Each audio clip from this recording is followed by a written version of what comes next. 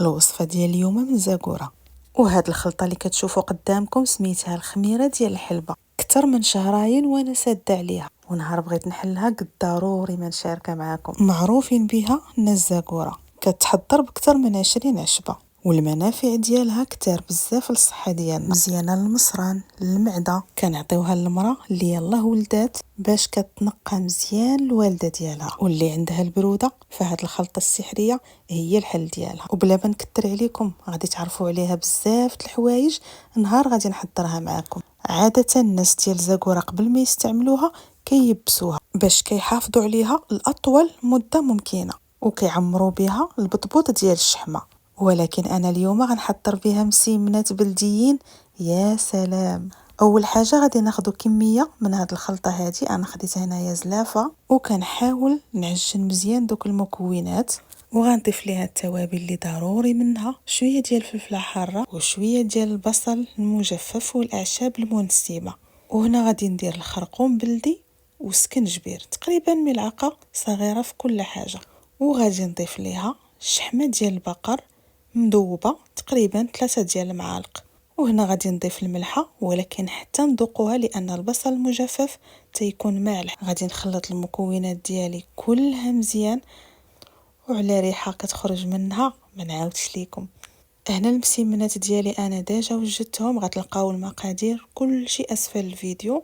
غادي ناخذ الكره وغادي نبسطها، وما غاديش نستعمل الزيت نهائيا في الوصفه باش كتبقى ديما صحيه. استعملت الزبده بلديه، والعجين استعملت فيه الشعير. فهنا ما كنبسطهاش بزاف، غير بشويه، وكنحاول نعمرها وتنجمعها بهذا الشكل هذا بحال الطويه ديال المسمنه عاديه. وها هي واجده. وباش ما تخرجش ليا الحشوه كنعاود نضوبلها بواحد العجينه اخرى كنبسطها وتنلوي فيها المسمنه اللي انا حضرت هكا، كنكون متاكده ان الحشوه ما غاديش تخرج. من بعد ما كنعمروا المسمن كامل كندوزو للطياب. فانا شخصيا هاد النوع هذا ديال المعمرات تنبغي نبسطهم مباشره فوق المقله هكا، باش كنضمن ان الحشوه يستحيل انها كتخرج من العجين. وفي الطياب ما غادي نستعمل لا زيت لا زبده، لان ديك الشحمه اللي استعملنا فيها لداخل هي اللي غتطلق لينا الدهون. من بعد ما كيطيبوا على الوجه الاول كنقلبوهم، ويا سلام ما نعاودش لكم على ريحه كتخرج منهم. هنا كندير العافيه متوسطه، وكنخليهم كيطيبوا على خاطرهم حتى كيتحمروا.